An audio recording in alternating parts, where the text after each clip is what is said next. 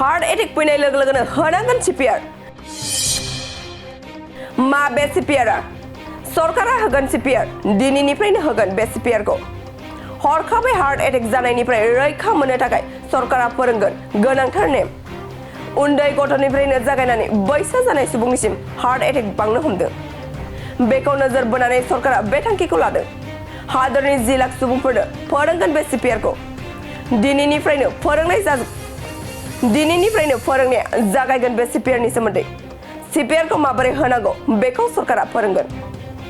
gym फरायसालि आरो कलेजफोराव फोरोंनाय जागोन बे सिपिआरखौ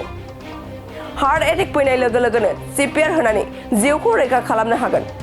मा बे सिपिआरआ सिपिआरनि थाखाय गिबियावनो हार्ट एटेक फैनाय सुबुंखौ फुथुग्रोनांगोन हार्ट एटेक फैनाय सुबुंनि सेराव जनानै सिपिआर होनो नांगोन आनजाद नायनांगोन हार्ट एटेक जानाय सुबुङा हां लानायाव खस्थ' मोनदोंना मोनाखै बेखौ हार्ट एटेक जानाय सुबुंनि बिखायाव आखाइ फारनैजों पाम्पिं खालामनांगोन खेबसे बा खेबनै बिदि खालामनायनि उनाव थर फैगोन हार्ट एटेक जानाय सुबुङा नाथाय बे सिपिआरखौ मोजां जोथोनै होनाया गोनांथार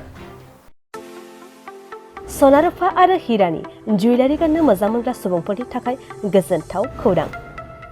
दासान्दि फुजा बोथोरखाय खम बेसेनाव फानगासिनो MSCB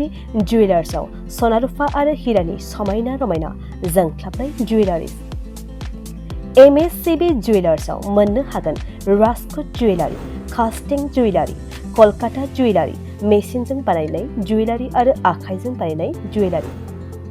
लोगोसेनो हाबा हुखायाव गाननो थाखाय सना आरो हिरानि समायना जुवेलारिसफोरखौबो मोननो हागोन MSCB जुवेलार्सआनो दं क'क्राझार सहरजों नांजाबनाय क'क्राझार रेल गेटनि साखाथि वार्ड नं 5 बिबेकानन्द पथआव